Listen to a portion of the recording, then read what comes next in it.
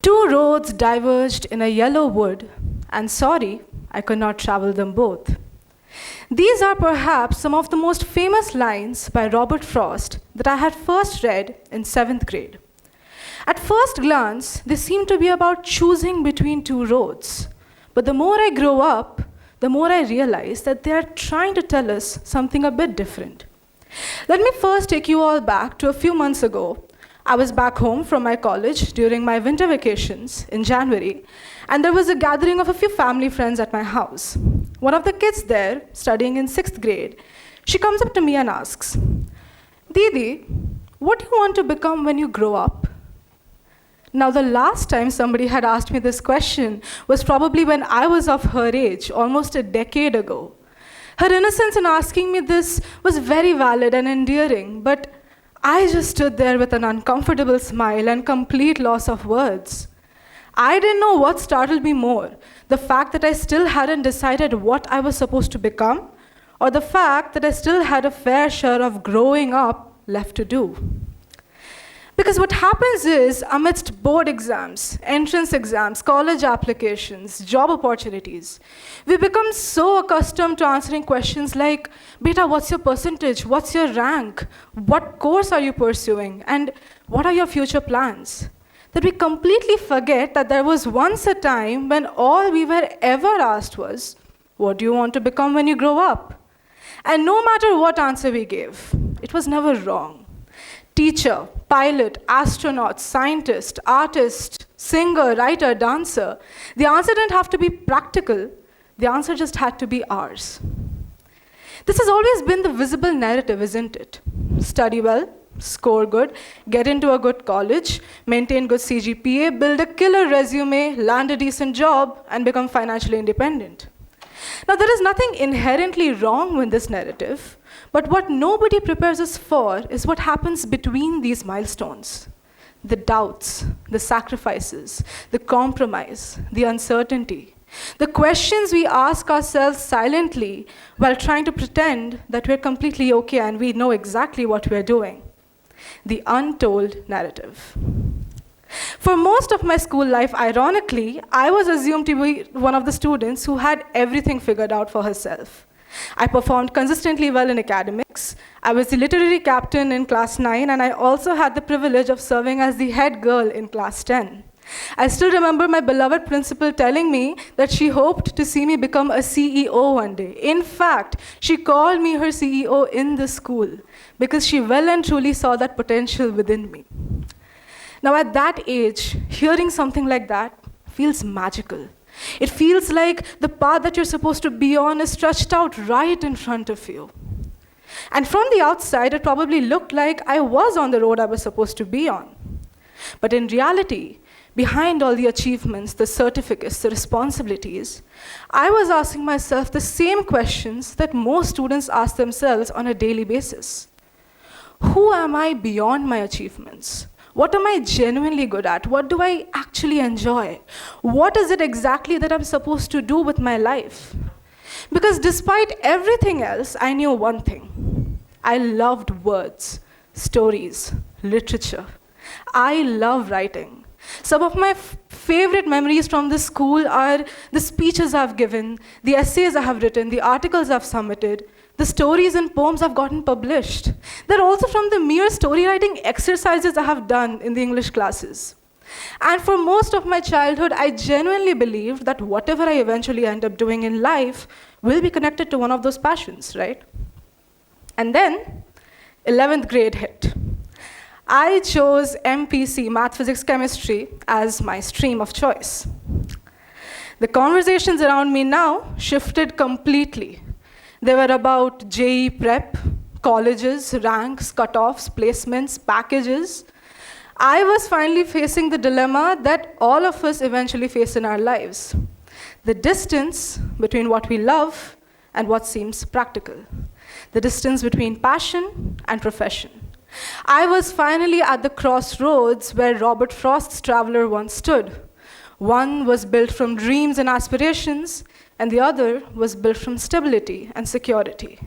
One was built from the things I loved, and the other was built from practicality. Now, the most difficult part of this all is that neither of these roads were wrong. Looking back now, I do not blame anybody. I don't blame my parents. I don't blame my teachers. I certainly do not blame myself. Because everybody was trying to make the best decision that they could with the best interests in their mind. What is widely misconceived as children being stripped of their dreams to fulfill their parents' wishes and aspirations is actually, in most cases, a conscious decision we as kids are making ourselves too. Not because we have stopped dreaming, but because now we want assurance and stability. We want to reassure ourselves and the people we love. And so, like many others, I chose what seemed to be the most practical option for me: engineering. Now, choosing a path does not eliminate uncertainty. In fact, it creates new forms of it. Because no matter what we do in life, comparison quietly follows us at every step of the way. Comparison with our peers, our classmates, our friends, people online, and most importantly, comparison with a version of ourselves that exists only in our imagination. And I knew I wasn't alone in feeling this way. People thought I had everything figured out, and I assure you, I didn't for a very big part of my life. I still don't. The loudest expectations in my life did not come from the ones that my parents put or my teachers had, but rather, more often than not, they came from within myself. The expectation to constantly improve and perform, the expectation to justify the faith the others had placed in me. And how do I know I was not alone in feeling so? That's where my college played a very important role. A few months into college, I was surrounded by a remarkable set of incredibly talented people. People who had secured great ranks, exceptional grades, people who seemed so confident in the way they presented themselves. But during one honest conversation, the masks eventually fell off. Somebody confessed they were unsure of the field they were in. Somebody confessed that they constantly felt left behind. And somebody said they were always so scared of disappointment and failure. And that's when I realized something profound. It is this, that the superset of all these untold narratives is the biggest untold narrative of all. You are not alone. The questions and doubts in your head are not unique to you. The fear of disappointment, dissatisfaction, and failure, they are not unique to you. Everybody of us is fighting an invisible battle. And I feel that is something our generation desperately needs to hear. Because we live in a society that celebrates outcomes. But most of us aren't even searching for outcomes. What we are rather searching for is a mere sense of fulfillment, a sense of relief, a sense of contentment with what we are doing. Most importantly, we are searching for a place where what we do and what we love do not have to be at war. And I feel that's where the real problem lies. It's not with parental expectations or teachers' pressure or a student's performance. The problem is that we are conditioned by society to believe that only one kind of success is the correct one. But a society which celebrates only one kind of intelligence will inevitably overlook the other. A student who solves equations will be asked, why aren't you more vocal? A student who writes will be asked, why aren't you solving more problems? A student who paints will be asked, why aren't you preparing for the entrance exam that's coming up? And the student who is academically performing well is probably out there wondering, why do I not have the time and space to discover who I am beyond my academics? The problem is we are conditioned to believe that only one of these paths is correct, but we as human beings are too diverse for something like that. Some people build machines, some solve equations, some lead, some speak, some write. Every talent deserves an equal place for itself to exist with an equal amount of dignity. Strangely enough, once I went to college, I started discovering parts of myself I thought I had left behind.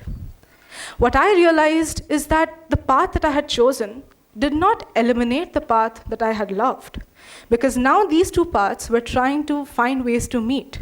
How? There were various forums of creative expression that were available to me. Speeches to give again, articles to write again. There were creative clubs and communities where I could contribute again with who I really was on the inside. And that's when I realized something beautiful. It's the untold narrative that nobody talks about. We grow up thinking that growing up means choosing a path and never looking back. But now I realize it is about walking that path while being open to discovering new ones. Because life is rarely about going from one dream source to one destination. One road will lead to others. One door will open opportunities that we can't even think of. One version of ourselves will evolve into another.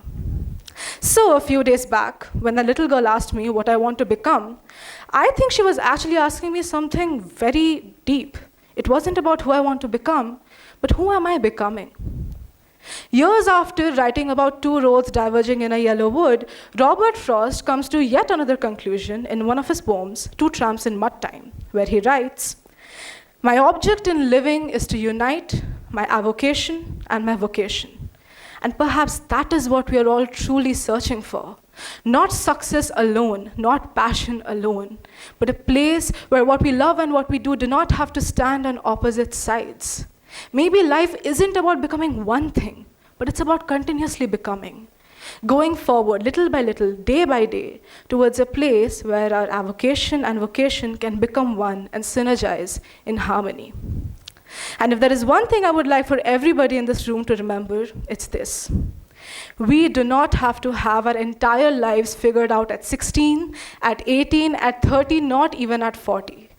What matters is not having all the answers. What matters is having the courage and faith to keep asking the right questions, to keep moving forward, to keep evolving, to keep becoming. Not becoming some hero or some successful billionaire overnight or over the next 2 weeks or the next 20 years of your life, but merely to keep becoming a better version of ourselves tomorrow than who we were today. And perhaps that is what growing up is all about. Thank you. Thank you for having me.